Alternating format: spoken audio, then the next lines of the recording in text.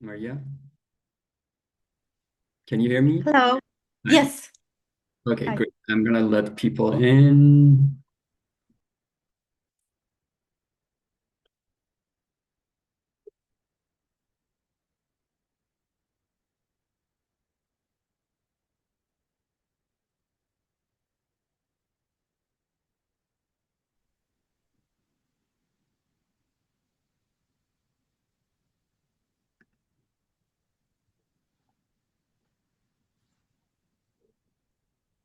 Hi, everyone. Welcome. Happy Saturday.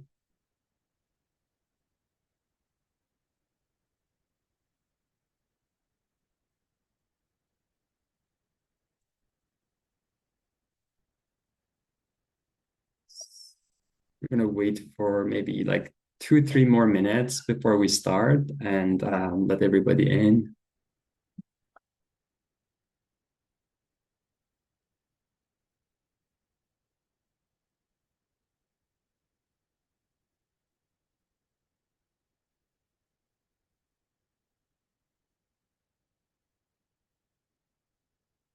Hi, everyone. Welcome.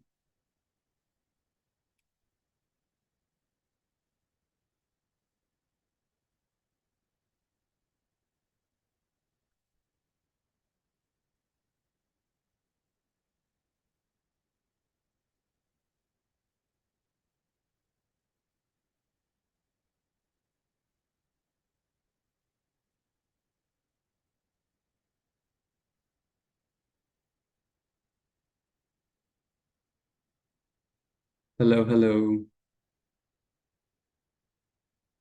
Thanks for joining.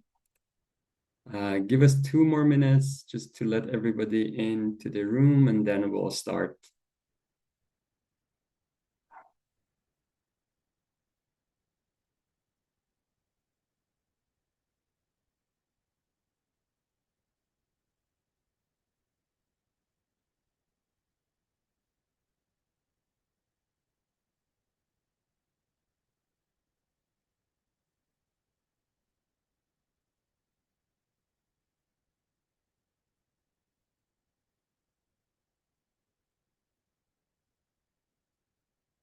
So we're connecting from different places. Maybe very quickly about where I'm connecting from. I'm based in Vancouver, Canada, and Maria is connecting from Chile. Do you want to share which city, Maria? Hello. Yeah, I'm from Chile, Latin America. So, yeah, normally I speak Spanish, but I will be practicing English with you, uh, sharing my experience. Nice.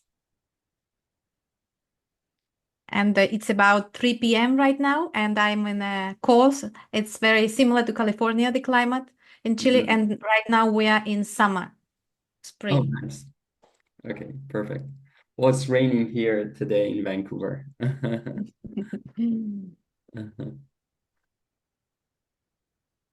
Okay, so it's already 10:30, 10:03 here. There's still people joining, but I want to just keep the flow. Maybe just a few points on how we want to lead this session and what was the idea. I guess many of the participants, they are either into lucid dreaming or they have purchased our Mang lucid dream supplement from Magi. And the idea for this session was to kind of like get a little bit deeper into what lucid dreaming practice is, what are the best practices with and without an ornithorogen like Mang, and also maybe sharing a little bit about where actually we connected with Maria. We recently ran a customer insight kind of survey. So it was a very thorough customer insight survey just to learn about our customers on what they find useful, like what questions they might have, about our supplements. And the focus was mostly on lucid dreaming, the Mang, and also the meditation supplement start. And we learned so much. It was so amazing to see how personalize these experiences are, and then people like within our community have practiced and kind of like found their own best use of the supplements. So one of the interviews was with Maria, and it was very interesting that we learned that she actually received our supplement as a birthday gift from America, and she has been into lucid dreaming for many years, and she actually shared with us a lot of issues, with the best use of Mang that was very interesting for us. So we thought that it's very good to kind of like follow up with our other community members and then kind of share what Maria has worked on as well as has discovered with Mang. So for this session, we are planned for about 90 minutes. So feel free to we use this platform in a way that like kind of people that are joining can open up their mics and camera during the Q&A, like to feel that they're connecting one-on-one rather than turning it to a webinar format. And so at this first part of the talk, as you all have all muted, I would ask you just to mute, and then and I guess the way that we spoke just before the session with Maria, she likes this to be engaging, so she might ask you some questions. Feel free to just drop your answers in the chat, but for the at 1 hour, after the 60 minutes, the first 60 minutes, we want you to if you have any question, just join with your open camera and mic and ask your own questions, and we'll take it from there for another 30 minutes or as long as there are questions.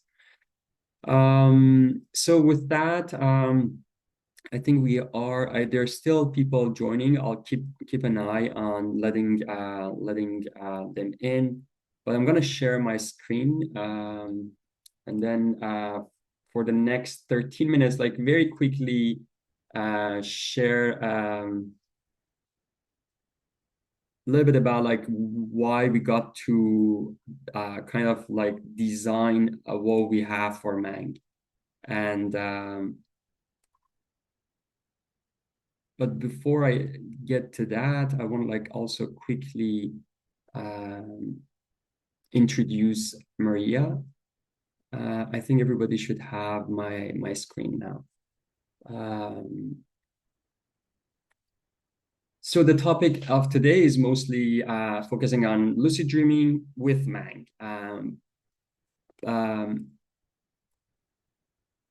Before that, let me just get this. Okay.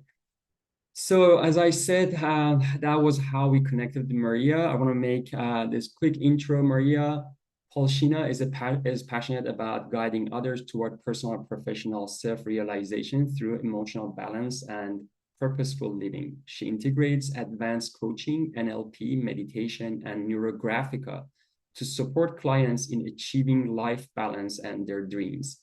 Her qualification includes a background in teaching, certified yoga instruction with over a decade of experience, professional coaching credentials, and expertise in NLP, theta healing, and Reiki. In Chile, Maria founded Art Phoenix Academy and other ventures, and has deepened her knowledge through retreats, shamanic ceremonies, and over 20 years of study in lucid dreaming and conscious awakening. It's a pleasure to have you, Maria. Thank you so much for sharing your knowledge today with us. And with that, I'm going to just, for the next 12 minutes, just quickly go through some of the basics about lucid dreaming. So first of all, lucid dreaming, we put it as as a meditation outside, as a supplement outside. But lucid dreaming is not something that you can take a pill and then you get to that state. Lucid dreaming is a mindfulness practice, exactly like meditation. So the practice of waking up inside a dream and remaining inside that dream and carefully preventing yourself from waking up. So this is very important about the lucid dreaming practice. To wake up inside the dream allows regular consciousness to take control of your dream. Basically, this is like lucid dreaming is one of those transitional areas that you're at the surface of the consciousness and unconsciousness. So that's where the consciousness becomes the active driver of the dream rather than it's becoming basically a passive passenger. So I thought that like maybe just to provide a very quick perspective of like what we're talking about when we are talking about dreaming and dream phases. So brain waves are a translation of the electrical and chemical activity of our brain measured in voltage at the skull surface. So many of you know about the EEG basically nodes that like they put it on your skull, and then basically they're just like recording these very tiny waves that are translated mostly in 5 different wavelengths. There are a range of like very low to about 4 hertz, which we call them delta waves. And then theta waves 4 to 8, alpha waves 8 to 12, beta waves 12 to 30, and then 30 and above. This is where like beta waves is our like daily consciousness when we are operating things. And we are kind of like when we are relaxing a little bit, we are looking into alpha waves. Gamma waves was not discovered for many years, and then anything that's related to metacognition, or let's say your sixth sense or whatever that you receive intuitively, like some of the insights that you have, like is coming in the gamma waves region. And then theta wave and delta waves, these are the very slow range brain waves that are usually we get to them, during like a deep or a light level of sleep. So this is where the deep sleep recovery happens. These are kind of like the full unconsciousness, and then this is the theta waves. Like kind of is this state that like when you're conscious, you can step back. Let's say when you do very deep meditation, you can get to this level of intuition or creative thinking or like anything that's related to kind of like slowing your mind down. Alpha wave is also the mid-level of meditation, relaxation, and then, as I said, active thinking is mostly on the beta waves. But that they are not, and this is a special, like it's kind of like it changes around the skull, and it's not as clean as you saw. Like what we get is based on different nodes of the brain. We kind of collect this, and then there's a lot of data cleanings when we are working with brain waves.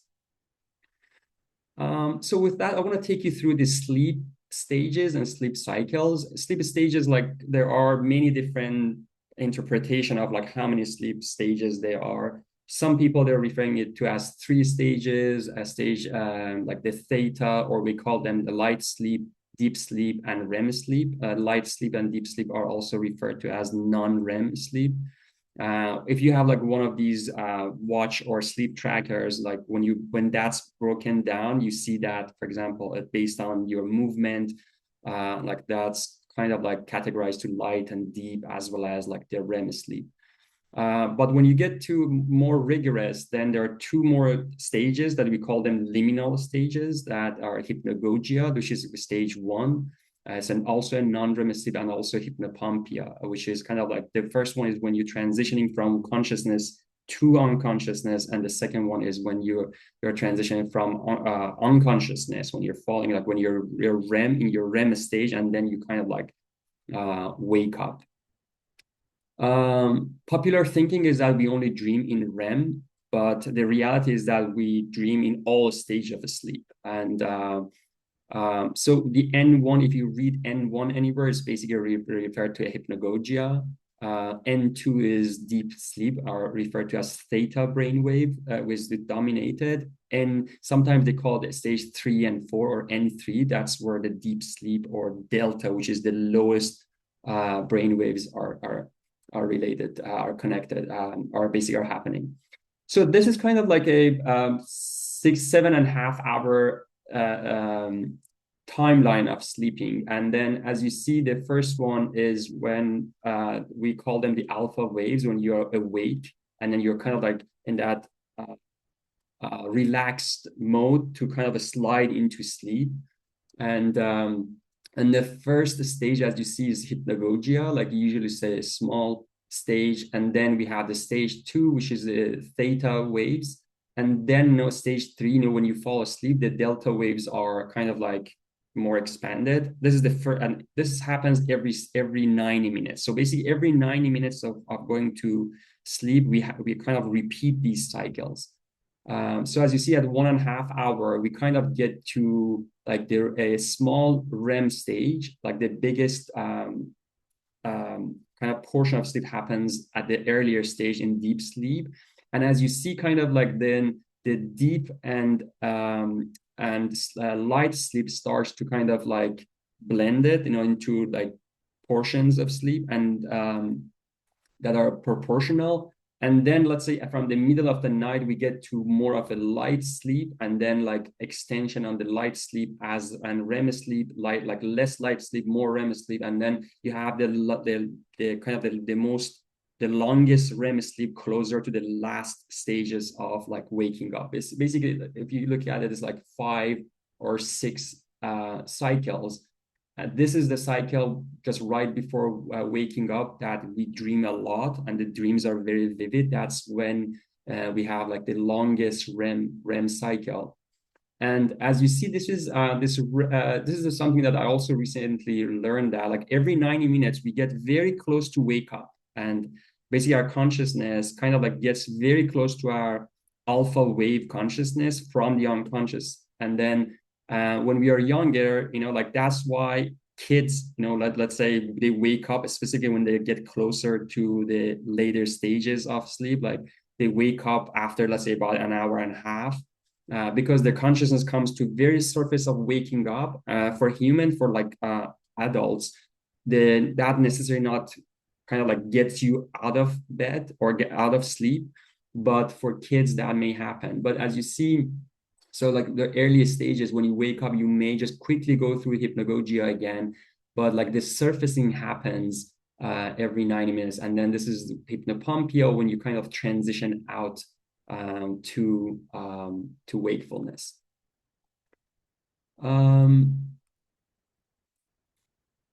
So the liminal dream space is actually a state that is in between falling asleep and wakefulness. This is the state that is very useful for learning for lucid dreaming practice. This is the threshold between awake and asleep, where the surface edges of consciousness and consciousness kind of like touches each other. Hypnagogia is the first one, if you have heard about the term. It's basically sliding from the relaxed awakeness to sleep. The brain waves are jumping around. There's no specific brainwave pattern that's related to hypnagogia. Something very that all of you probably have experienced is basically these muscle jerks that we call them myoclonic jerks. That kind of like, that's exactly as your brain waves are pushing around, like the body is also having the same experience to put you into kind of like full paralysis. Hypnagogic dreams, basically, that's where we're losing our waking consciousness. It starts with seeing faces, with hearing noise, like voices, like kind of somebody's calling you, or experiencing this stage of, like, let's say you may feel like you're falling down. And then this,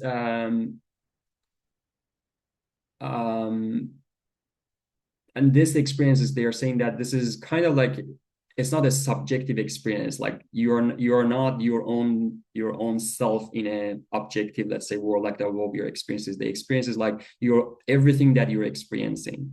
It's a very different phenomenon than, let's say, even lucid dreaming. But the transitional part is very similar to lucid dreaming. Kind of like the similarities where that transitional zone is, that you are at the surface of consciousness and unconsciousness. So these are some of the typical experiences of kind of liminal dreaming that is very helpful for getting again to lucid dreaming. So you may see visuals, the auditory, as I said, like you may hear voices, speech phenomena, like basically just jerks that I mentioned.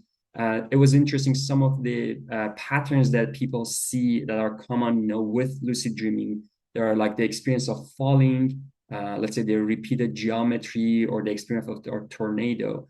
And then and some of them could be very like horrible, like in terms of, like I said, it's like a horror movie. So an act of working with dreaming is actually transitioning those to something that's more pleasant. So for example, the experience of flying is exactly what you can do, for example, from a falling to flying. So that's what people practice, to gain through lucid dreaming.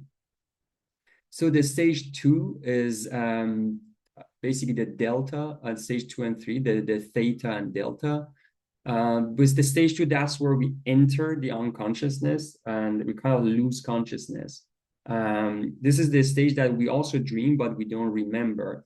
And that's where, the body takes over to kind of like recover, from both basically like neurologically, as well as, let's say, your muscles and physical body. So the theta, as I said, it's a light sleep, brain waves of deep meditation, as well as maintain wakefulness. And delta is kind of like where your brain waves kind of gets to their minimum brain wave. Like usually if we remember the dream, like these are the kind of the nighter dreams. And for example, the wetting happens at this stage, or sleepwalking. So this is the stage that like we barely remember when we wake up. And then there is a REM sleep, which we also call them a paradoxical sleep. In the REM sleep, this is the last defined stage of sleep that can be recognized from the brain waves. That's when the body is paralyzed for body to be safe. But the only part that's actually still moving is our eyes, that our eyes kind of exactly going through a waking experience. So the brain waves of REM is very similar to the waking brain waves. The only thing that kind of like is different is that the body is paralyzed. So when we talk about dreams, or people talk about dreams, there are REM dreams. And REM dreams, they are very subjective. So it's kind of like they're you inside your dream, and then you have interaction. And what happens is, as we get older, like our REM dream, as I showed you on that time, that's also gets shorter. And then we get to hypnopompia. Hypnopompia is kind of when you're transitioning from, kind of like the REM to the wakefulness. Sometimes you may be in the middle of sleep and then you wake up, but naturally, if you kind of like slowly wake up, you usually transition from REM to kind of like full wakeful experience. And the wakeful experience is exactly an alpha wave. You're still slow, you're not like fully functional. But something that's very interesting is that like you lead this transition with the unconscious mind. So you're kind of like your unconscious mind, and then you transition to become slowly, conscious again. So that's also a stage that can be used for kind of like getting back to dreaming, kind of consciously, and then maybe, activate lucid dreaming. But I'll leave it to Maria to speak about that. So the liminal states and lucid dreaming, they have a lot in common. Both of them are happening at the boundary of consciousness and unconsciousness. And what's important is that like in both of them, we have some level of awareness, or the lucid awareness, which is like a cortical activity that we remember what's happening, or we are witnessing, what's happening. So the lucid dreaming is maintaining beta consciousness in REM and sometimes in theta level of dream state. Specifically, let's say, depending on how you wake up in your dream, like sometimes you're waking in the middle of the dream, sometimes like you practice in a way that you kind of go directly from wakefulness to your lucid dream. Lucid dreaming mechanisms, that's kind of like how we looked into kind of like unfolding how we can work around, let's say, an oneirogen that can support lucid dreaming. Basically, the theta phase body and mind, basically you're in the theta phase body, and then you have and your mind is very relaxed. It's exactly like very deep meditation stage. That's where you're going through the experience, but still your awareness is like a beta or even gamma awareness, that you are present in you're fully present in your very relaxed experience. That's why it's kind of like, it's very paradoxical. But at the same time, something that's important is actually the dream vividness and recall. So a lot of people may have lucid dreaming, but they just don't remember when they wake up. So this they're saying that one of the ways to actually get better in lucid dreaming is the practice of, for example, journaling or remembering your dream. So as much as you dream and you remember and recall the dream, that contributes to the practice of your lucid dreaming. And as well as like a sleep regulation, basically having a kind of a cleaner timeline, as I showed you, to be able to lay out your practice into the part that kind of is more prone to take you to lucidity in your dream. Very quickly, the neurochemistry of dreaming. Many of you know, you might know about the acetylcholine. These are the neurotransmitter that contributes to basically they're binding to cholinergic receptors. What happens is that during dreaming, a high level of acetylcholine basically regulates your dream, specifically the REM dreaming. There's another aspect of acetylcholines, that also being used, let's say, as an over-the-counter supplement that's being used as basically what contributes to vividness of your dream as well as dream recall. So kind of it's how it activates memory around dreaming, because some people, they just immediately forget dreaming. But so as much as you can remember your dream, that can be, let's say, supported or reinforced with taking some of these supplements. And then the second part is actually beta carbolines. That's what we have been working on mostly with Siri and Rue, and the main compounds that are coming from the beta carbolines, or harmala compounds, as they say. So what those are doing, it's kind of like we are just keep learning about this. There have been a body of work about beta carbolines, and specifically in the realm of psychedelics, like everybody knows them as MAOI, but research, specifically in 2022, like the sleep research is actually coming to realize that beta carbolines are kind of like they could be the next kind of like a group of compounds that can help with the regulating your dream cycles. So one of the way that beta carotene actually contributes to your dream is kind of regulating, as you see like on this graph, the neurotransmitter that happens over your dreaming. This is more like a theory, but so what happens is that like when in the wake cycle we have more, like the serotonin increases, there's less melatonin, and then we get to night when there's like darkness is more dominant, we have more melatonin and then less serotonin. But then what happens in the brain, they're saying that like kind of like the serotonin or any type of like tryptophan molecules, that serotonin is actually one of those, starts to break with a group of enzymes, two beta carbolines, and basically a cycle of beta carbolines as well as melatonin. So this is the main compound is pinolin, which is one of the derivatives of beta carbolines. And then what happens is that overnight, one of the reasons that actually you start to accumulate more, let's say, REM dream is the accumulation of beta carbolines over the night, like that. It's being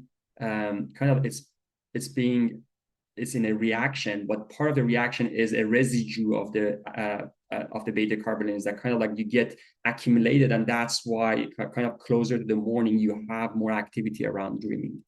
So these are the two neurotransmitters that are kind of like active.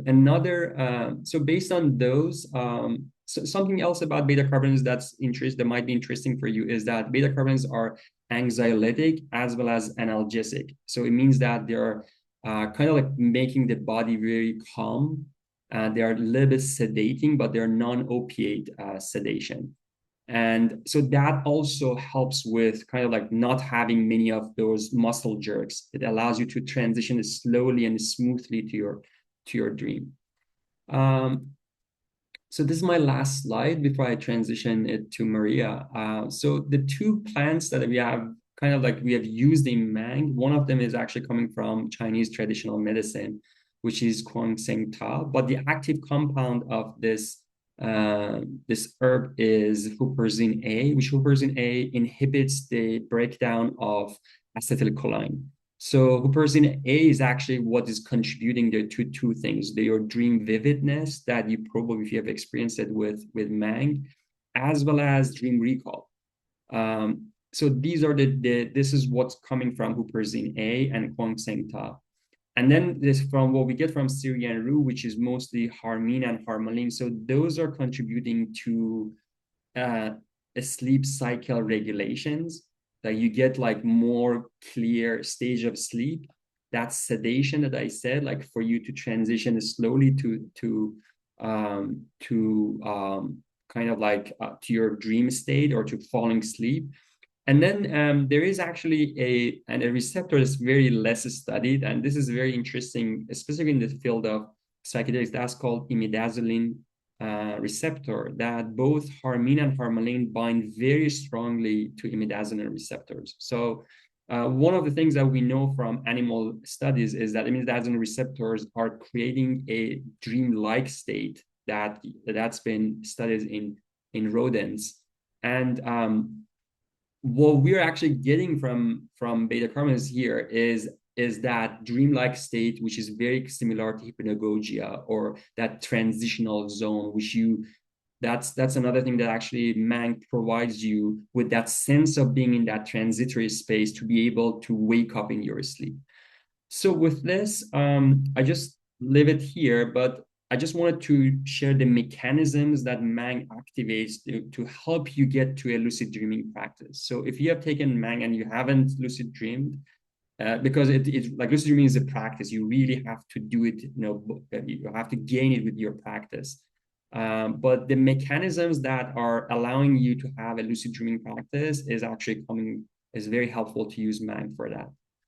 So that was my last slide. I just transition to Maria, and you take it from here. Thank you.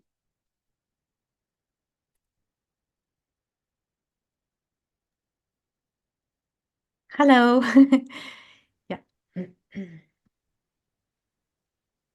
Hello, everyone.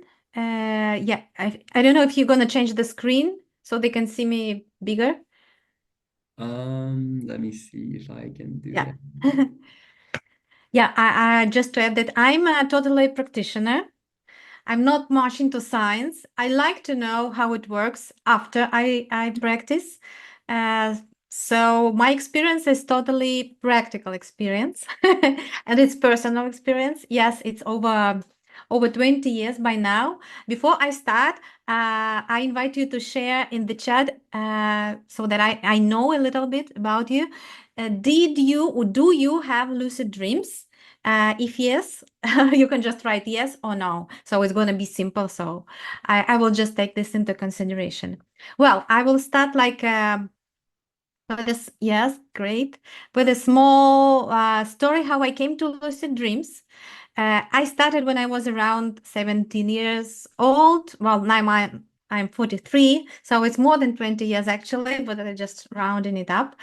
Out of curiosity mostly, and out of spiritual search. And of course, I think like many of you, and you can also write the reason there why actually you started lucid dreaming. And I'm sure we're gonna have everything a lot in common with you. So I was looking for answers: who we are, where do we come from? These answers about death, about life. Is this physical world is all actually all that we can see? Is there something else over there? And I did have sporadically before that some experiences before I started doing it intentionally. So I really did want to know more about death, especially.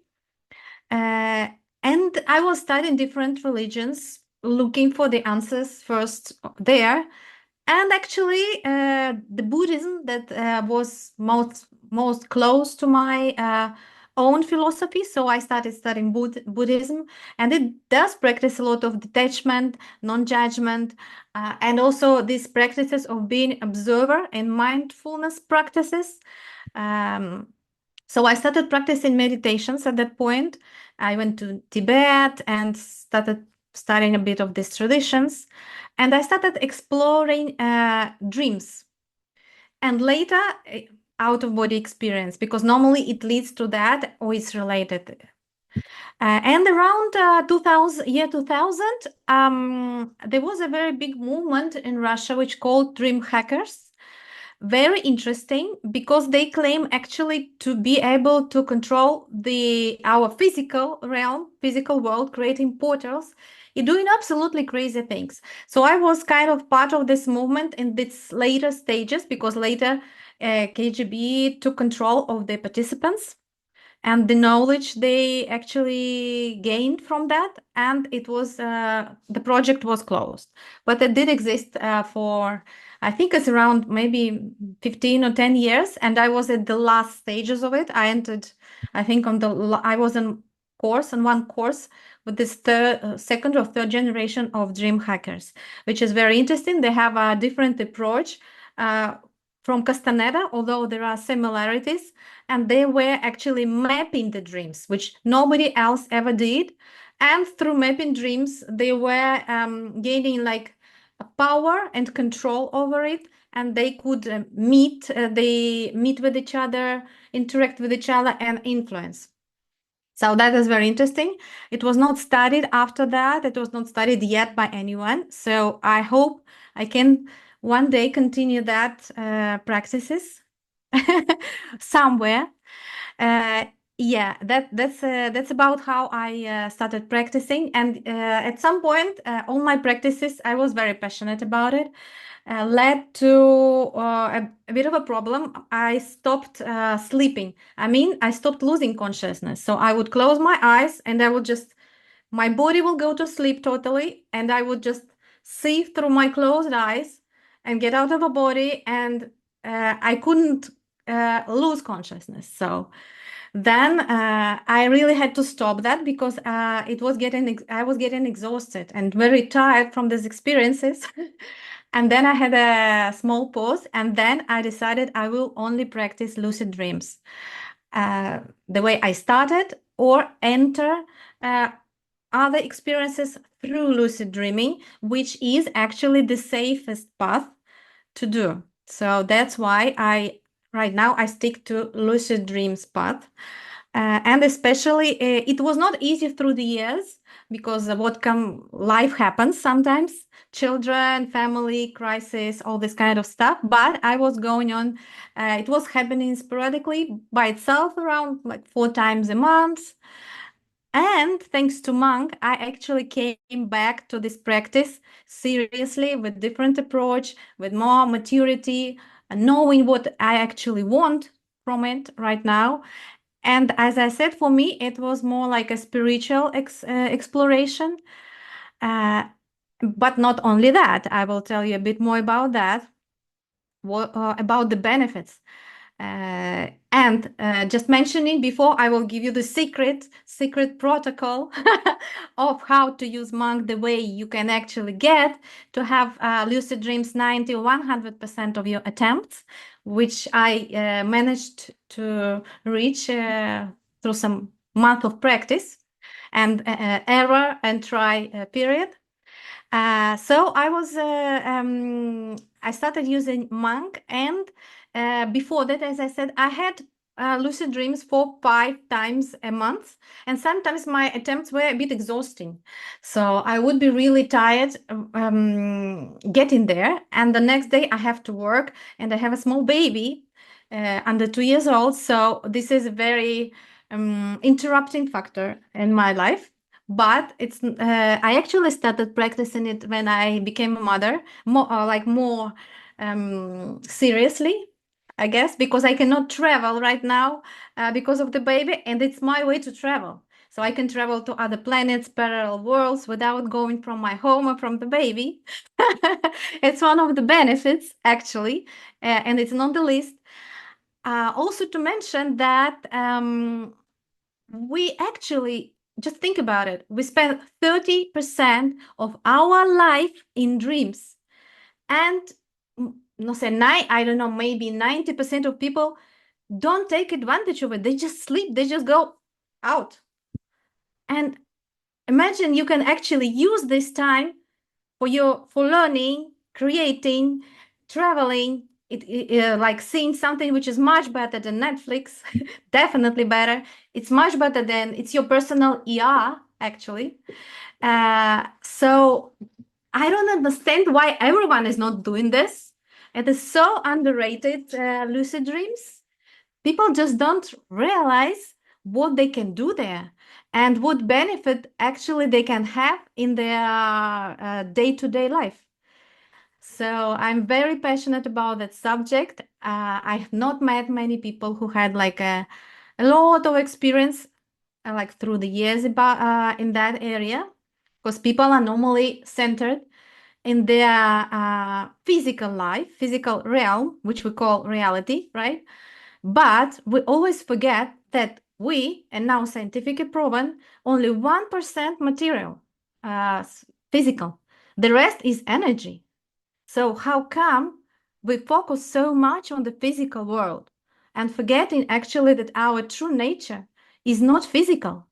So I really just don't understand how come we still didn't evolve at that point, understanding that. And also that in our physical realm, day-to-day life, we only use 5% of the information, like conscious information. Our mind is very limited. Our resources are very limited. Our memory is very limited. But while we are in a dream state, we actually have full access to unconscious. And this unconscious forms more than 90% of our self. So it's a way to know actually who you are. You cannot judge yourself or the world by this 5% or even less if you don't know yourself. And the way to know yourself is to study your dreams. That's when you can actually consciously go and study what are you made of, what is the universe is made of, how it all works, and how it all related. And now I will go to the benefits. The benefits. First, the benefits I experienced personally. Well, it is my major tool for personal growth and spiritual evolution. As I connect with, as I said, with unconscious, and I can face my fears. I can find out what I'm really afraid of, because you can figure it out. What you see in your dream, people say, "Oh, I have so many nightmares. This is terrible." But okay, this is part of you, and you are creating these nightmares. Your fears are creating nightmares. So it is uncontrolled emotions and uncontrolled thoughts that are creating your horrible dreams. Mostly. Of course, there are also, how you call this, morphic field. It's also connection to the collective unconsciousness through the dreams as well. It's like, if you know about the mushrooms, it's like a mycelium. It expands, but it represents you, first of all, because actually the whole world, the world you live, is the reflection of yourself, of what you feel about the world. It's also close to the Buddhist concept here. And I discovered that through the dreams, actually, that what the energy we have and the thoughts we have, they're very fast in the dreams. You just think about a snake and the snake appears. You think you are afraid of something and this something appears immediately. So you actually become very conscious of your thoughts and your emotions. And learning from your dreams, you take this practice into the day-to-day life, where the rules are absolutely the same. It's only we have other variable, which is time. So it takes time to manifest. So I don't know if you noticed, the things you're mostly afraid of happen as well. Things you want to happen. Or you don't want to happen, but you focused on it, so it happens. So exactly the same in the dreams, but on the other level and immediately very fast, because there is no time barrier there. Yeah. So you actually can explore your feelings, your real feelings. You can find out who you really are, because then the masks fall out. And when you find out you can do anything at all and nobody's going to see you, then you're going to see what you're going to do.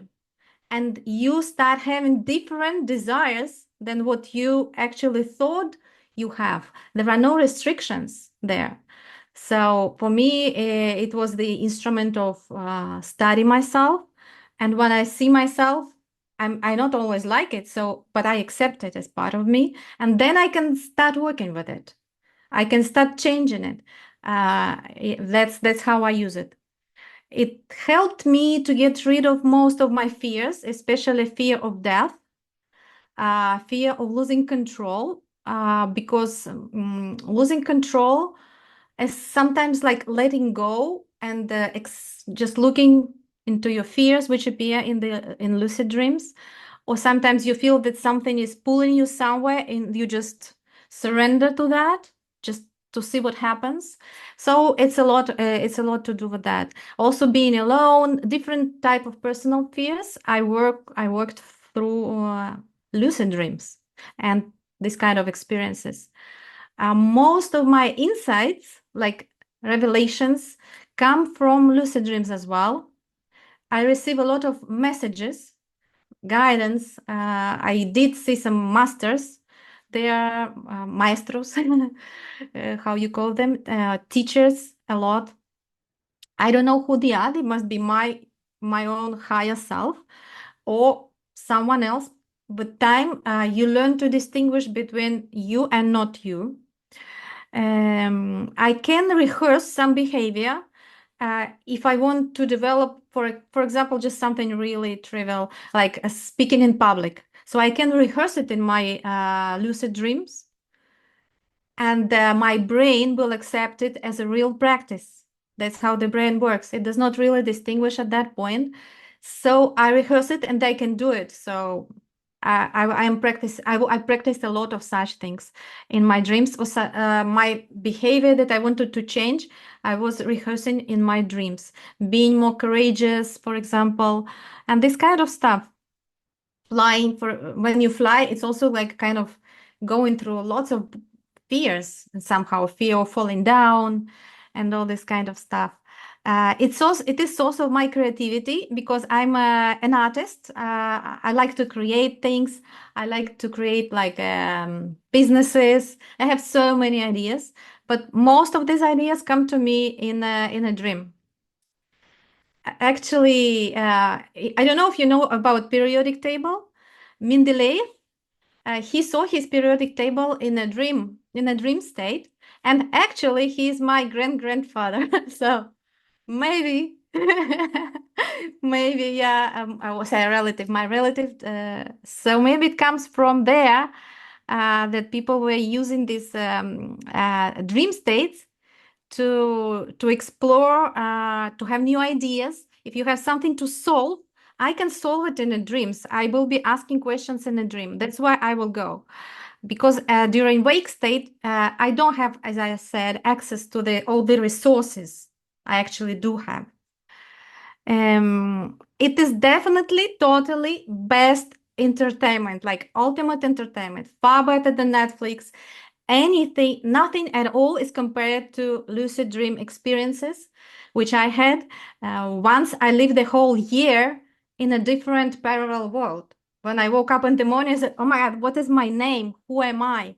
And that was that was absolutely crazy.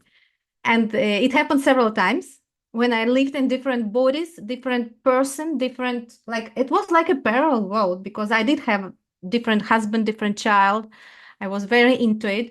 Although I was lucid and I knew I have to go, I have to wake up.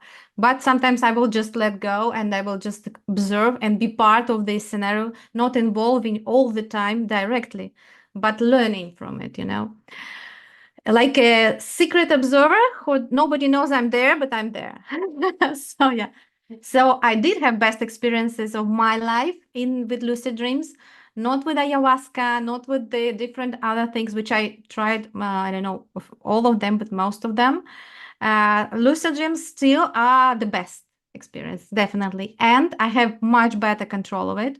I can do it with Mang, which is better, easier. or without Mang. I can do it anytime I want. And I have a full control of my body, everything, and I have no consequences, no risks. So for me, it's the best way to do this. You can go into the body of the animal and see the world with the eyes of an animal. You can go to a parallel world. You can explore anything at all, and you can also create worlds. So when you create things, when you learn to create things in a lucid dream, you really feel yourself like a god, like a creator, which we actually all are. We are creators, and we forgot about it. And through lucid dreams, I think it's a way to regain the power we have, the power of the connection to the source of this, and this creative force and power we actually have, everyone have. And so I feel very empowered. Lucid dreams taught me to manifest what I want in real world, because I actually understood how it works. How it works there, it works absolutely the same way here. So I can practice, and everything happens quite fast in my life, mostly through my inner state, not through physical action. That's the way. That's the best way. Then, like, working harder, it's better smarter, not harder, as it says in English. So the smarter is through the dreams. Well, these are all wonderful parts of it. What about the challenges? Well, the challenges are typical. Being sucked onto the vortex of busy life and stress and this physical world, being tired physically, exhausted, it's not conducive to practices of lucid dreams. This kind of stuff. Many interrupting factors. I do have many interrupting factors, like a dog snoring, cat, husband, and a child crying at night. So yeah, these factors are there. So that's why Mang helps me a lot to solve it, because now I know it's going to work. So I don't have to lose so much time. To practice lucid dreams, you need to have a discipline, definitely. You need to have a healthy lifestyle. You need to have a clear mind, very sharp intention. And first of all, you have to wake up first, not in your dream, but in your day-to-day life. If you do not wake up in your day-to-day life, how are you going to wake up in your dream? So the first step actually is to wake up. And what do you think it is? If you answer in the chat, what do you think is waking up in a day-to-day life to you? And then of course, I will give an answer. But it's interesting to know how much experience you have, and based on that, you will definitely know the answer. Well, I will see. Well, learning to be present is the key. Learning to be the observer of yourself at the same time as being the observer of what is going on around you. It's like the presence. Stop your... No, the joy of living is not the awakening. Maybe it's a consequence of the awakening, because the joy is possible only in the present moment. But it is the presence. And there are lots of techniques to be present. Of course, meditation is number one. Different types of meditation, even just sitting in silence and concentrating on your breath, will lead you there ultimately, definitely. So stopping your internal dialogue, because then you have no time to see or to listen to yourself.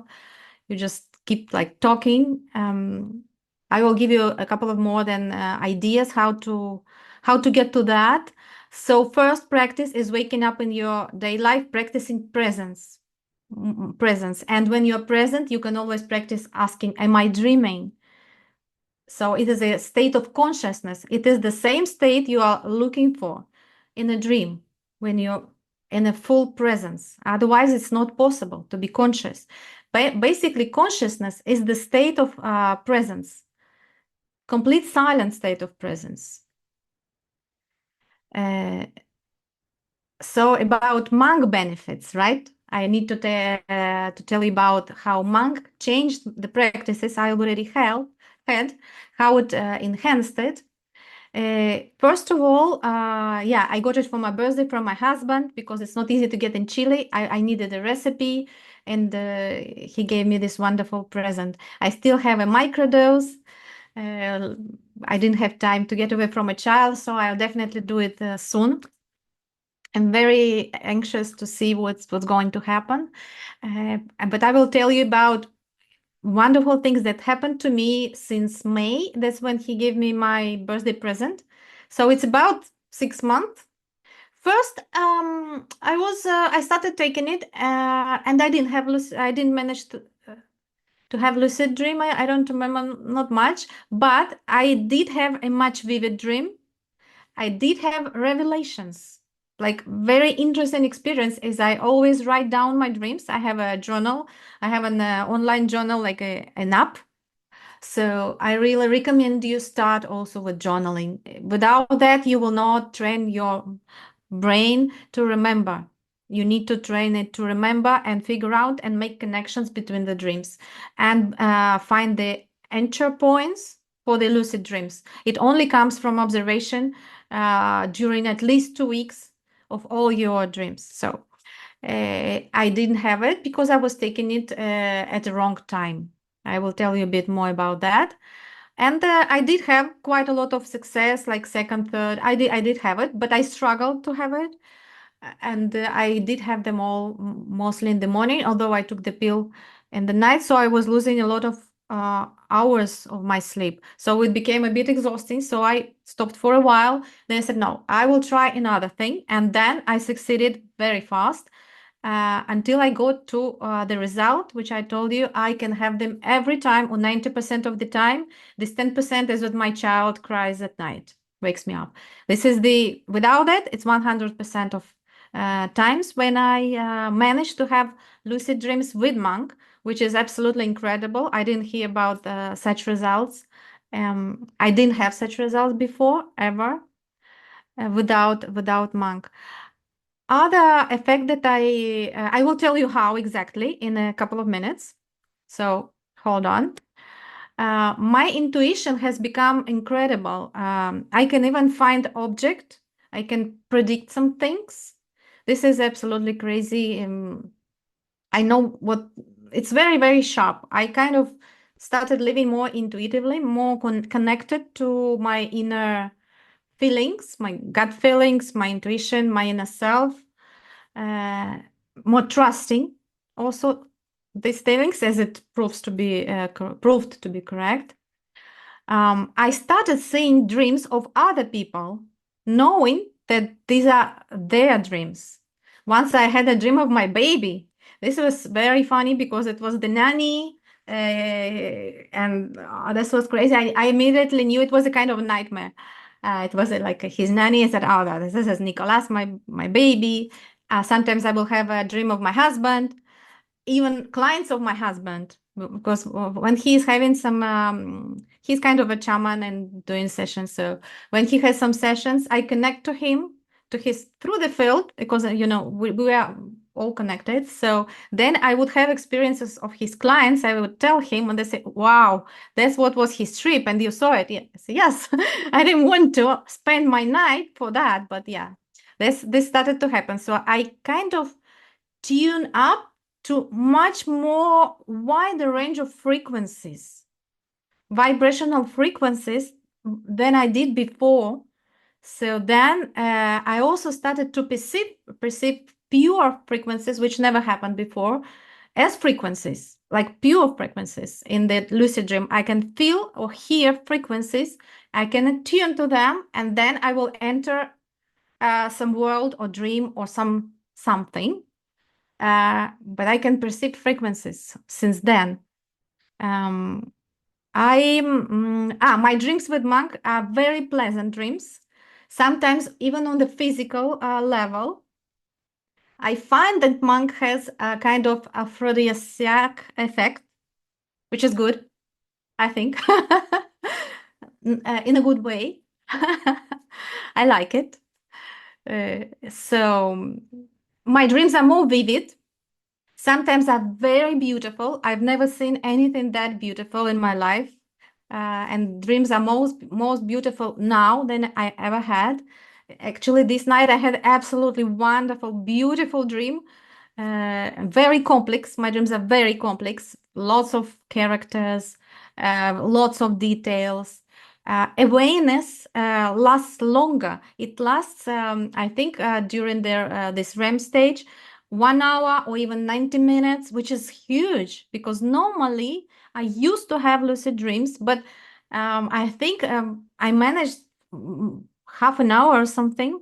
But now I can have 90 minutes, which means I actually, there is no time there. I said I go through 7 dreams. I'm bored with one. I go to one scenario, other scenario, and I can travel through different dreams with one REM stage, as they call it, which is absolutely crazy. You can have several dreams. Normally, with Mang, I wake up sometimes when the REM stages change. You always wake up. So I wake up and then I go back immediately without waking up completely. I know I wake up because I start feeling the body. So I know I'm waking up, but I'm still separated with the body. It's like a glove, you know? Your dream body is like a glove. So your hand is like your dream body and your body is a glove. So you get out of there. And then you get in, but not completely. You are still like free, you know, and the body is half asleep. Although you can move if you want, it's better not to move. So I will explain that later. My body relaxes much faster with monk. That I think that's the one of the key of the success of monk, and for lucid dreaming, that it helps your body to relax, your muscles to relax much faster, and your body becomes kind of numb. My body becomes like numb. I cannot feel it, so I can get out easily. Then you can do whatever you want to do. So this is absolutely wonderful. I mostly enter my dream directly, but also waking up in a dream. So I definitely like to love monk. It has as my practice so much. I did have lots of telepathic episodes, which I didn't have before. And I don't have to exhaust myself with attempts because since I know the protocol, I don't have to do many attempts. I just do it and I have enough sleep. I will explain to you how. Then, will monk replace the knowledge and skill of entering into lucid dream and waking up first in your day-to-day life? No, you have to do that. You have to start waking up, being more conscious, more present. You really need to want it. It's like important. You need to want it. You have to have an intention and a focus of your mind, of the energy. But with monk, your process will not take 20 years, will not take many years. You can manage it much faster and smoother. So you might not have these body jerks, which might happen if you go directly. They do happen probably when everyone starts. But monk, you might be going much smoother through that stage. If you're waking into the dream, during the dream, then you don't have that stage. But your dream is much more complex and vivid, and you can maintain consciousness for longer periods, as I mentioned, even like the whole REM stage, you can maintain it.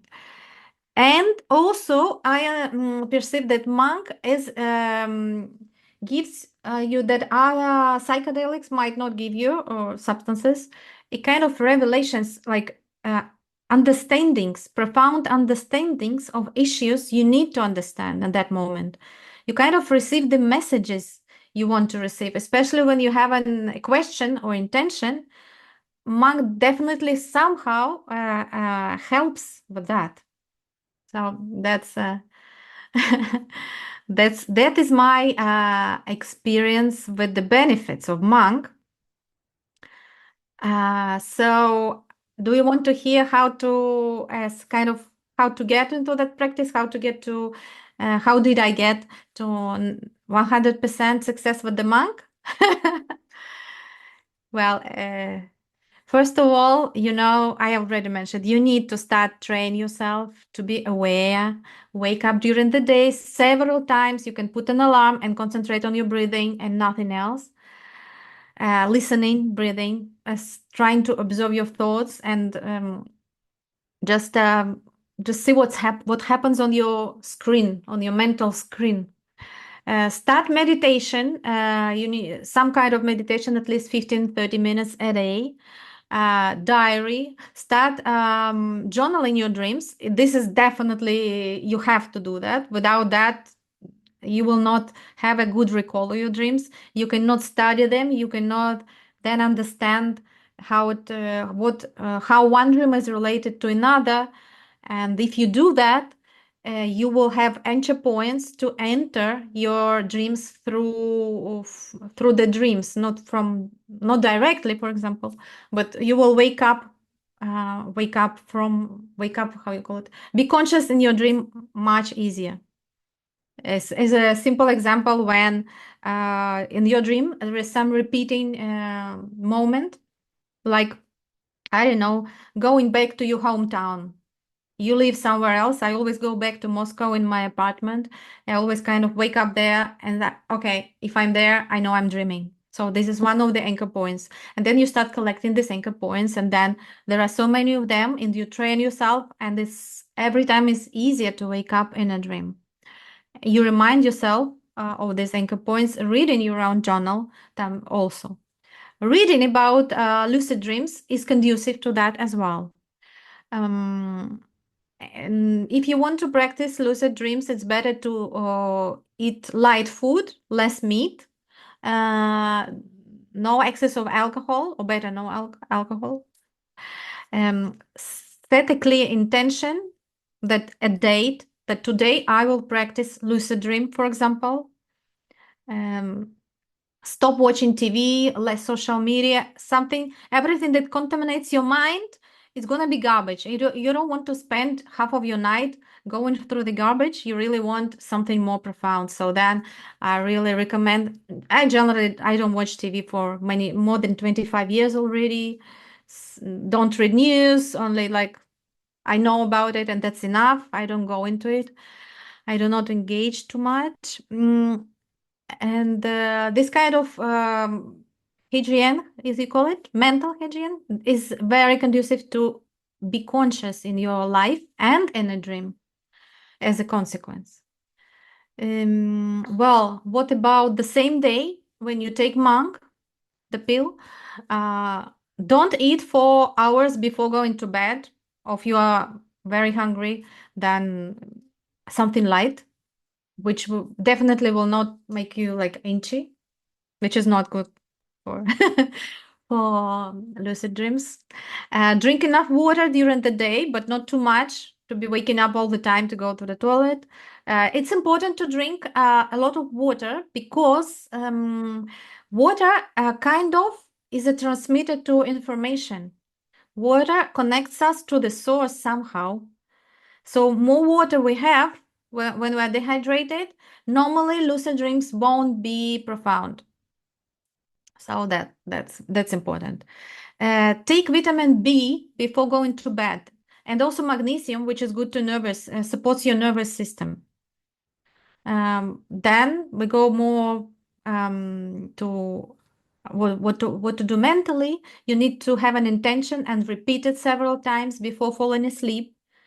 Well, I recommend a meditation before going to sleep to clear your mind, to get rid of all this mental garbage, which meditation will definitely help you. It will already take you to alpha waves, or maybe even higher, which will give you much faster access. Don't take the pill when you go to sleep. Take the pill only when after 6 hours of sleep, something like that.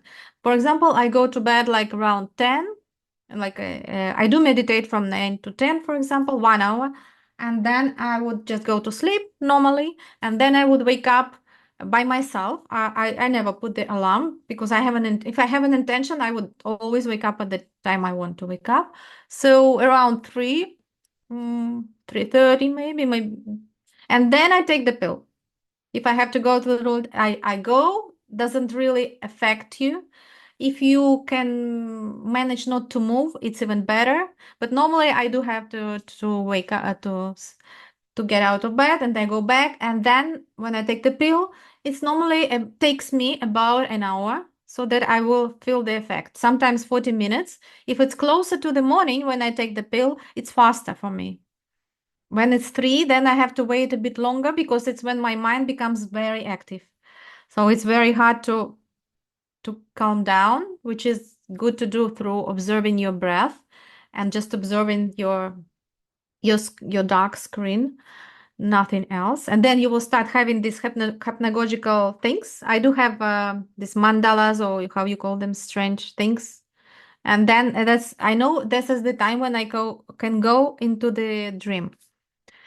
You can go into the dream at that point when you enter this state between the dream. This is when you can go, or you can just set an intention and fall asleep, and set an intention to wake up in your dream and remember it. So don't forget the part of remember it. And you repeat the intention again and again, like a last thing, at 3 or 4. You can also engage into images that you will start seeing, and then you enter the dream very smoothly, very easily. Your body should be relaxed at that point. Don't try too hard. If it doesn't work, just try to fall asleep. Most probably you will wake up in your dream in that case. When you wake up, you fell asleep, for example, and that you didn't have a lucid dream, and you still have time before you wake up. This is also the best time. In that case, I recommend do not move. Just like stay there and try to get out immediately, like directly. And this is also the best way for me, and that's when I had really longest stages at that point, when I was waking up, not necessarily at falling asleep. So there are like 3 ways: at waking up, at falling, and during the sleep. So these are 3 ways to do that. You can try all of them during one session, one night. And one of them, using special exercises, well, it's like a theme for a course to teach the exercises. One of them will definitely work. So it depends upon you which one for you will be more suitable. It just try and error practice, nothing else. And when you wake up, it's very important also, as you might already know, not to move, and try to recall your dream, and then only then write it down. And if you feel you are still not completely in, you can go for another flight, for another trip, I mean, in lucid dreams. So this is the protocol. So I take it 6 hours after I fall asleep. So my body is, I'm rested already. So that's how I don't lose my energy. And actually then having a long REM state and wonderful dream makes me more energetic during the day, So that's a very good formula. Versus which I did before. I was very exhausted. I just couldn't. I said, it's not compatible with my life, because I said I have a baby, I work, I'm very active. So if I was in prison, I think it's the best thing to do in prison. Then I would only do that, or somewhere where you cannot move, or in hospital. Wonderful. But I'm in a real world, and I have to be functional. So that's how you can still be functional and practice lucid dreams and use it to your benefit. That's how. Well, there is so much more to learn. We will then maybe offer you some options, how to maintain lucidity, the stages of lucidity, how to go through one stage to another, about the answers, how to collect them, and to create your own like map of the dreams, what you can do. You should have a plan what you're gonna do, because then you're gonna wake up in your dream and say, what I'm going to do. I'm gonna fly. Okay, you will fly 1 to 20 times, but then what else? You can do so many things. You can meditate in your dreams as well. So you can practice other higher states of consciousness from the dream, but then you will be getting out of the dream, which is totally okay because you are getting somewhere else, even more interesting, you know. You can interact, you can learn to interact with the dream characters in a very interesting way. There are different characters. There are so many different characters there. There are other dream people who dream. You can meet them as well. That would be very interesting to meet, to organize a meeting somewhere. And you can transition from dream into out of body experience and different kind of experiences. You can connect to other people. And of course, you can do many more things, which you're gonna find out what you can do. So I hope you are I managed to wake the interest in you into in lucid dreams. Thank you so much, Maria. This is fascinating just to see how much agency you have over all of these experiences. I want to just quickly transition to the Q&A. Just very quick announcement here. So we thought that a lot of learning around lucid dreaming comes from peer-to-peer sharing. So an idea that we had was to kind of like maybe have one cohort of like a group that they want to practice with Mang from early 2025 that they can register, and then maybe have like 2 or 3 sessions every 2 weeks with Maria, you know, in a way that like they can maybe set their intention, set their practice, and then come back in 2 weeks and then have some check-ins with each other, or maybe, you know, with the other peers. So I'm going to just like follow that up with you through the emails that you have registered, but I just wanted to make that that announcement here. So at this point, yeah, I just want to open it to everyone. If you feel like everyone like was welcome to just please feel free to open your camera, raise your hand, and then if you have any question, please for Maria or for the part that I shared, like we're happy to answer your questions, and then we can take it from there. Yeah, I can see one question. Can you name the practices used? Well, I use practices. I even don't remember where I learned them from. Some of them from Mikhail Raduga. I think he's in California right now working on some machines. He was 20 years old as I was at the around 2000. But the difference is he started writing books on lucid dreams at that as young age, and now he's more into creating equipment. He has his own app, which is called Lucid Me. You can find a lot of practices. They are a bit complicated. I think I have a bit easier approach. And with Monk, it's easier. And he's against all kind of substances, which for me, Monk is perfect because it's not bad for health. It's even good because I found that it has anti-inflammatory effect. So which is good for and well, I don't know because we don't know it, but what I read at least that it was helping to against cancer somehow. Some of these components, but well, this we don't know, but that's what it says. But anti-inflammatory effect, definitely I could experience. And me, when I'm sick, I feel better when I take it. So this kind of stuff.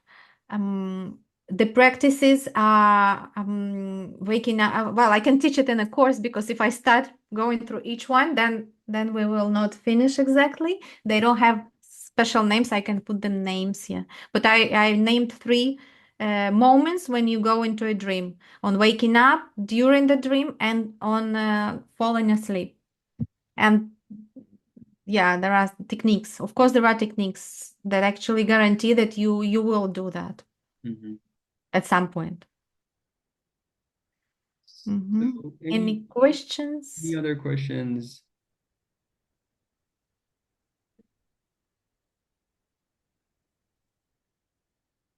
Many people answered they did have a lucid dream experience.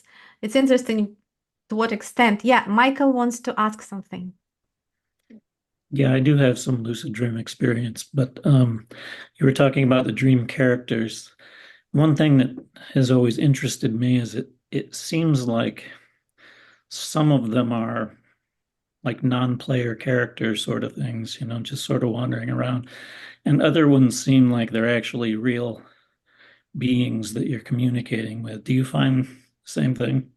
Yes, I do. Some of them are like these munikis in the shop. They just there is nothing there. They just playing some role like cleaning the street or being there. Most of them, some of them, your creations, your mind creations can be your reflections, and then they can be current measures. Some of them are not. You can find out asking them directly. If they will just get lost, like, well, they definitely nothing there, but then through the conversation you can start finding out. Some of them will, if they come up to you and say something, yeah, it's not just a simple character. They will mostly not do anything, and when you start speaking to them, the answers will be a bit random and silly. So yeah. If you notice that as well. Yeah, sometimes I've, grabbed them to ask them a question and they seem very surprised, like, what are you doing? Like I'm out of line.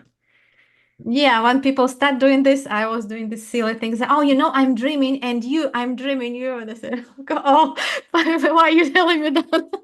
So what? I'm just a character. Yeah, that's a bit silly thing to do. So then next time you say, I will not do that stupid thing again. Yeah. But you can do more things with them. And I did see characters that were, I would say that they are other dreamers, because we would have a conversation. I would ask, are you a dreamer? Are you sleeping? Where are you from? What are you doing? Are you explorer? And they would say yes. And we will have conversation, a meaningful conversation. Not many times, but yeah, definitely. And I saw once there was a woman waiting for me with the timer when I was getting out of the body. And I said, oh, from the seventh attempt. He said, oh, finally. I said, oh, sorry. And she was like a guide, and she definitely was not that kind of character. I don't know exactly who she was, but I asked her if she can take me somewhere. I had three ideas, so she took me to absolutely crazy places, like a guide. So yeah, this kind of characters are still a mystery sometimes, but interesting. I think the next question comes from Kimberly. Go ahead, Kim. Just have to unmute first. Yeah, I cannot hear. Oops. I think I muted you again. Sorry, so go ahead. There we go. Can you hear me now? Yeah. Yes. Yes. Can you hear? Okay, great. I can't see myself, but that's okay. So I had a few. I had one comment. I know, Shauheen, I emailed you a little while ago, but I just wanted to share one thing about how I found out about this.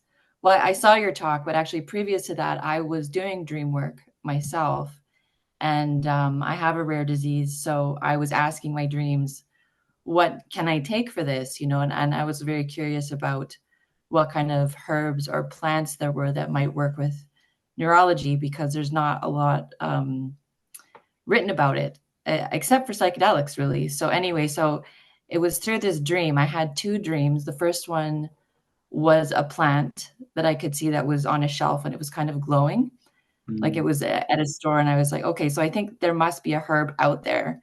And so again, later on, I had a dream, and it was just intentional dreaming, I guess. I wouldn't call it fully lucid dreaming, but it was like, okay, I have this intention. And probably half the time came back with nothing. And then the second time was really vivid, where I was tripping in the dream, and this plant was there again with these little yellow flowers on it. And I had never heard of any plant like that. And I was with a friend, and I could see my own face in a mirror, and it was completely frozen. And the eyes were all white, like in a movie. Like it was very startling. I wouldn't say like really scary, but pretty scary. And then this frozen face started talking to me. And so I woke up like, oh my goodness, I've never heard of a plant like this that can make you trip, because it was like I was having a psychedelic experience inside the dream. And then I was watching ESPD 55, and I saw your talk, and I was kind of doing something else. So I remember looking up and you were going through the different possibilities of what these herbs could have been written in the Zoroastrian texts. And I saw it and I was just like immediately like, yes, that's the plant. Wow. So yeah, so I've been taking the other one, Emeritat, and I've taken that for about a month now. And so I want to do that for a full year, because hopefully we can actually have some scientific testing, because I'm now signed up for this program. So once a year, they're doing testing for this disease. So I guess my question is kind of how to integrate these different products. So now I've tried the Emeritat. I haven't tried the Mang. I have it right here. I also have Starred. So I'm just wondering, like with lucid dreaming, like I wasn't sure if I should keep taking the other one every day along with the Mang, or if I should take a little break from that and then do the Mang separately. So I'm just wondering how to integrate these different products with the Mang, because I was thinking of doing the Mang on the solstice and just kind of having that sort of pure experience so I can get ready for it and do that. So yeah, I guess that's the question. It's like, how would I integrate these different beta carbolines to get the most out of each experience? Absolutely. First of all, that was very inspiring. I remember that exchange. This is one of those stories that has to be written, really. Yeah, I think like the way that we have formulated these, we also put as the total amount of beta carbonates that has gone to every formulation. So, the neurogenesis, the Amertot, is kind of like a lower dose. So if you take it on an every day, the half-life of these compounds is in a way that like the next day you're not accumulating anything. That's going to be the same for our, let's say our Start, which is our meditation supplement, as well as our lucid dreaming. So you're not accumulating anything. So the next day your body is clean. But if you combine them, let's say if you take a Start and a Mang, then that could, like, we don't recommend that to happen. But let's say if you do a Mang or a Star with an Amertot, it's still okay. Like the dose is way lower. But in general, if you like, one of the things that Maria brought up, like it's interesting. There is a paper I can share it with the group. Like just basically it's a literature review of the benefits of hexagonal harmala, like the main compounds. And it's just crazy that you see that like a few compounds has this vast amount of therapeutic properties. The only area that actually not been explored much is actually the psychoactive side. Right. But one of the main use of beta carotenoids has been their effects on neuroprotection and neurogenesis, and mostly neuroprotection that contributes to anything that's related to aging, basically. And this is beside the anti-inflammatory effect. So from a practice perspective, I guess it's also depending on the body. Like when I did it 60 consecutive days of Mang. And it was it affected my sleep hours like very significantly, as well my whole body changed when I was doing that. But I'm a night meditator.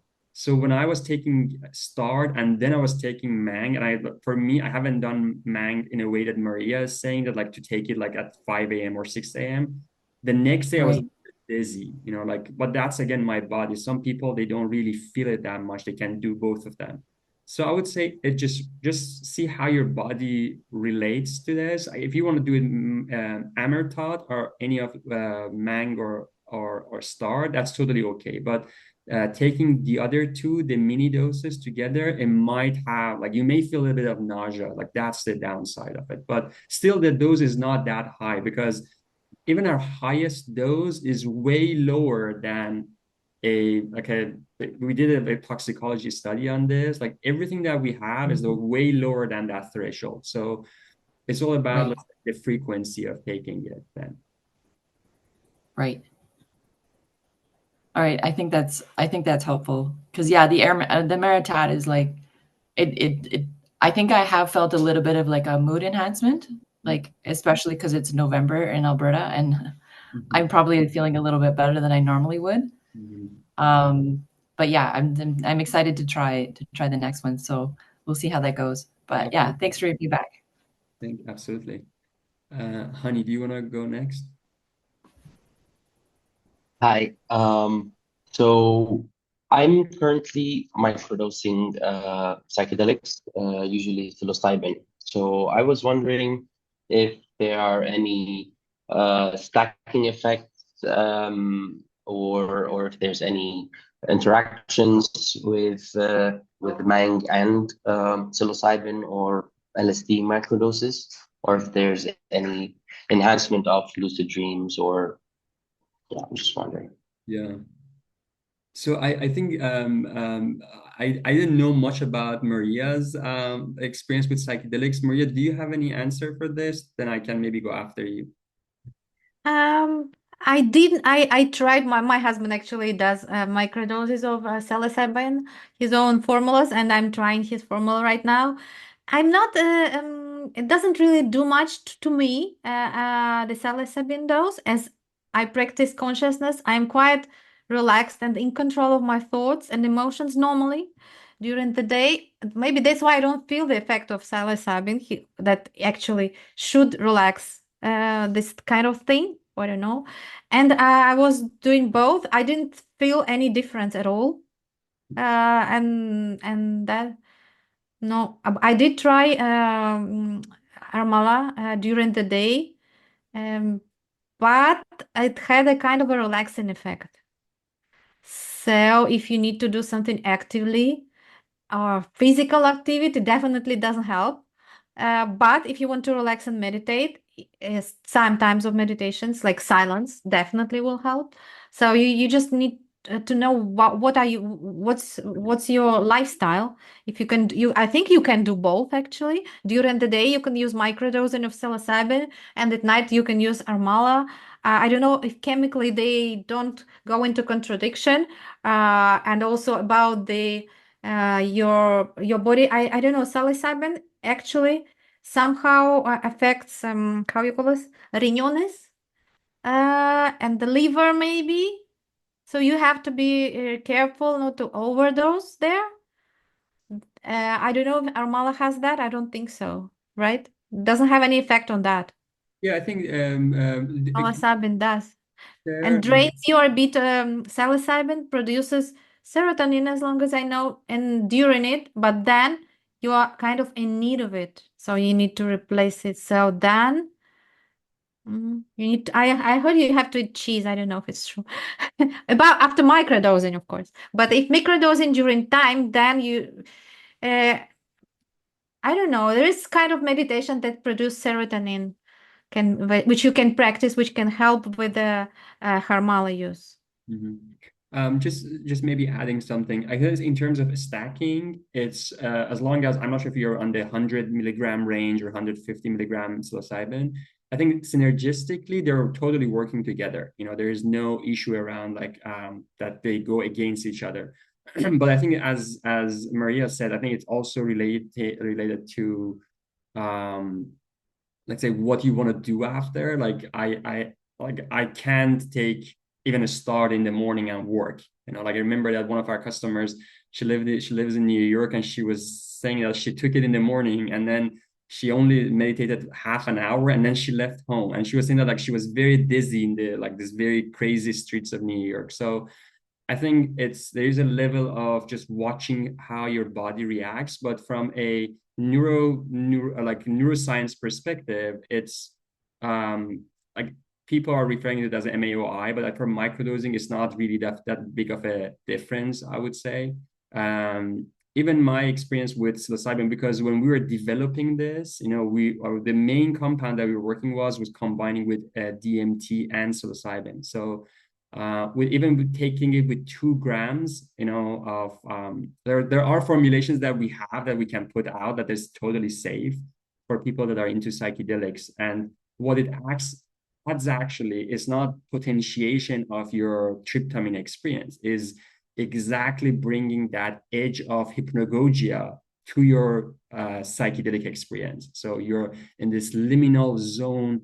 And that's what you get with ayahuasca too. Ayahuasca is not a DMT effect that's potentiated. Ayahuasca is a superposition of a psychedelic experience as well as an hypnagogic experience that you have. But like I haven't really tested it for lucid dreaming. So if you test it, just let us know too. I will. Thank you very much. Absolutely. So any other, I think, you responded to the vitamin B effect, yes. So any other questions from the audience before we wrap up? Yeah, I think we really enjoyed basically interviewing our customers. We learned so much, and that was actually coming as the inspiration of having this session. So I'm going to follow up with you, but if you are interested, let's say if you have purchased the supplement and you want to just know what's the best practice that works for you, I think it would be, I recommend that, let's say, if we create this cohort early in January, then just sign up.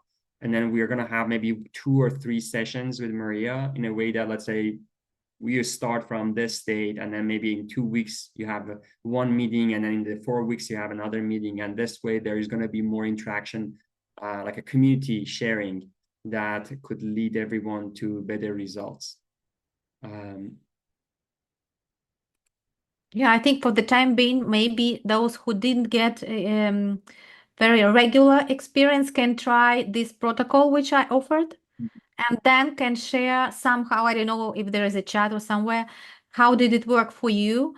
As for vitamin B, it helps to have visually more vivid dreams. Even if you don't take Mang, it helps to, if you take it just before going to bed, it will you will make sure to have very vivid dreams and colors and visual effects. So it helps, and it's good for brain. You can never do bad with that.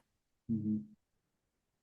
Yeah, I also recently got a course from CIIS, the Integral University, this Integral Studies University. That was also very it's insightful for me. The Fariba Bogzaran, she's also a very bold and vocal name in this in the lucid dreaming research in the past 30 years.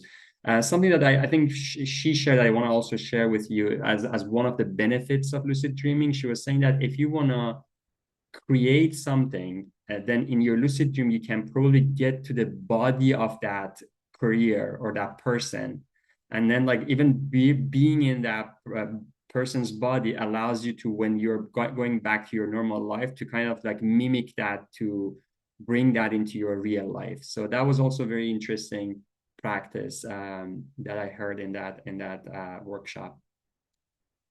But there's also a lot of, as you said, I guess this waking up in the day, it relates to having a very mindful kind of life with all these mindful practices. Because if people are not stable psychologically, if they are not like standing on a very solid ground, these practices could be very dangerous for them. So it's kind of like that waking up that you mentioned, that was very actually beautifully said, that waking up in your day multiple times, that relates us to have more of a psycho-spiritual wellness practice. And then with Mang or with lucid dreaming, we can just go deeper and deeper.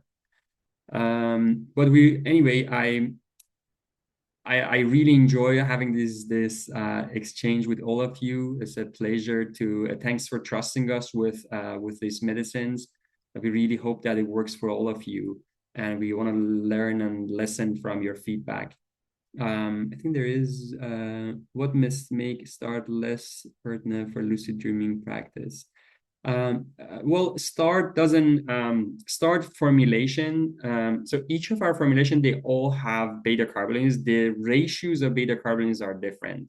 So one thing to know is that harmaline, which is one of the compounds, there are 3 compounds that you're using. Harmaline is giving you that sense of lucidity, like that wakefulness. I think when you were also putting it as like seeing frequency, like seeing pure frequency, like that was very interesting. That's also, I would say, that's also the effect of harmaline. because harmaline provides this frequency that they're saying that is very close to the earth frequency, and that's how actually makes people grounded. So there is more harmaline in our star than in Mang. So for Mang, you need to have this balance between kind of like being present and lucid, but not too much, not to fall asleep. So that is the difference between a star and Mang. Nicola, if I answered your question.